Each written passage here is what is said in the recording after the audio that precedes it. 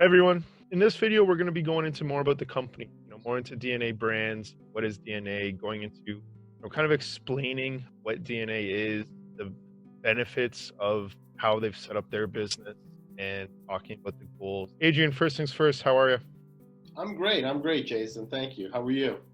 I'm not bad, not bad. Recording on a Friday, so looking forward to the weekend. Yeah, of course. Well, it's Friday and it's a beautiful day over here in sunny South Florida. always a beautiful sunny day in Florida, it feels like. At least when I've chatted with you. But no, that's great. So I guess let's kick it off. You mentioned holding company a lot last video. I would love to kind of dive into that a little bit more. What's the importance of a holding company, and maybe explaining it in very simple terms to people that might be watching this but have no idea. Sure, great. Well, like I said, I acquired the company in 2016 and I acquired it as a holding company. Really and truly, the holding company it is as it sounds. It's a holding company. It's a company that's a composition of several smaller companies. For instance, at the moment, I have two subsidiaries in my company. I have the original energy drink company. It's a two-time award-winning energy drink called DNA Energy. And I also have my recent acquisition that I acquired in March of this year called 954 Solar. 954 Solar is a solar digital marketing company. They've actually created a proprietary software that can be scaled to, it can market to any industry, and it can be scaled exponentially depending on how much needs to be scaled and how much needs to work. So really and truly, the whole purpose of the holding company itself is to have yourself a diversified group of companies, because in business, the law of numbers states companies will fail, some will succeed. So as you have a public vehicle, you always want to have an entity. Let's say a couple businesses do fail, you want to have an entity that has an existing business that's producing for shareholders. Yeah, I think really the analogy is don't have all your eggs in one basket. You're not Yeah. betting on a company and then, hey, that company fails, it goes to zero, you're out of your money. The nice thing about a holding company and kind of what you're doing is diversifying, of course, the revenues, diversifying the business, the risk, but then also constantly looking to add more companies into the basket, which would improve kind of everybody. So interesting, not just a box that you're throwing things into and you're like, we're a holding No, company. not at all. And Um, you described it well right there. Throwing all your eggs in one basket. yeah. And that's the beauty of a holding company. You don't have to do that. You can try to diversify yourself, try to create opportunities for your shareholders so that, if and when an opportunity arises, you can act on it. I'm a big believer in it because, like I said, in the microcap world, the pink sheets world, you're going to have winners, you're going to have losers, but the result is to build value for your shareholders. Well, so cool. I mean, going to the next level, I guess for the people that understand, okay, holding companies exist, I feel like there's that little layer behind that they don't understand, which is more like, why would a company want to be put into a holding company?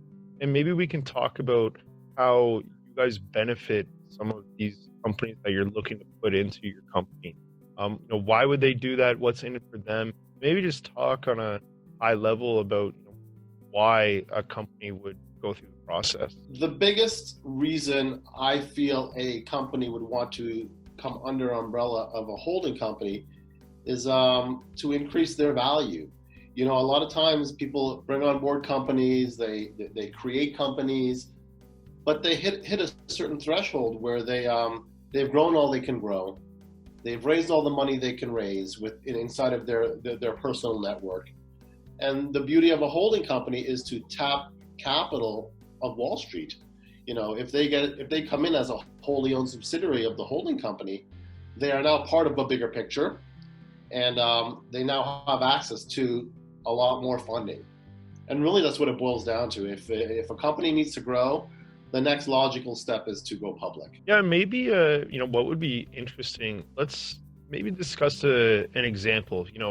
Company ABC is selling computers. They are doing 5 mil a year in revenue, whatever their company's worth, 20 mil. I don't know, however you want to do it, and maybe walk us through the process on. Okay, well now they've gone to all their friends, they've gone to all their family, they've gone to their network. They need some more money to fuel this next evolution of printers. whatever it is, right? And then maybe walk us through, hey, they come in contact with me or I find them, and then we take it to the next level. You want to maybe explain the next Sure. parts? Actually, what I can use is the prime example of the acquisition we just made of 954 Solar in March. Sure. Last year, 954 Solar, they did about $1.2 million in contractual sales. The problem was there were only certain amount of dollars they could allocate to marketing. Marketing is everything now, advertising, marketing.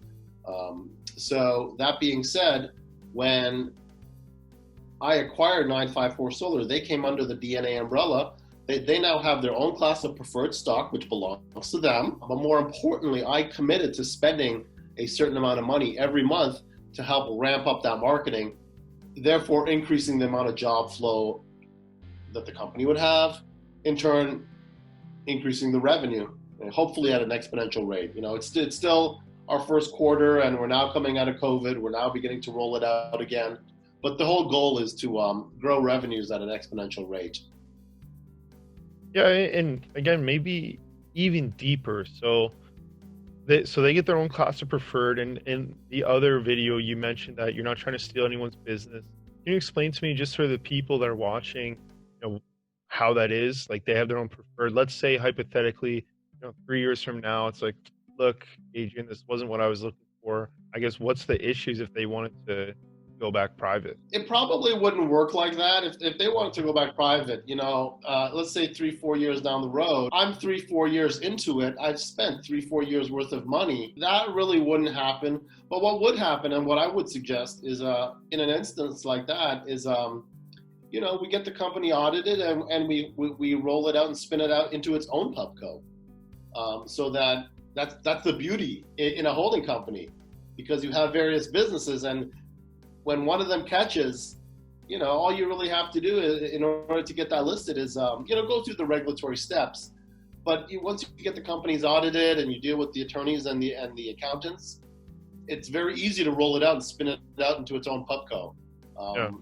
And that's one of the beauties in being a sub in a holding company. So to get back, to circle back to your question, once you do come under the pubco, there's we're paying money into a company, so there are shares, there's equity. To unwind that transaction, it would not be an easy thing. Yeah. But more importantly, FINRA and the SEC does not look highly upon companies trying to do that as a strategy. Right. I've been warned by many attorneys, don't acquire a company with the premise that you're going to spin it out after, because that's really not the whole purpose of making an acquisition. You make the acquisition to increase shareholder value.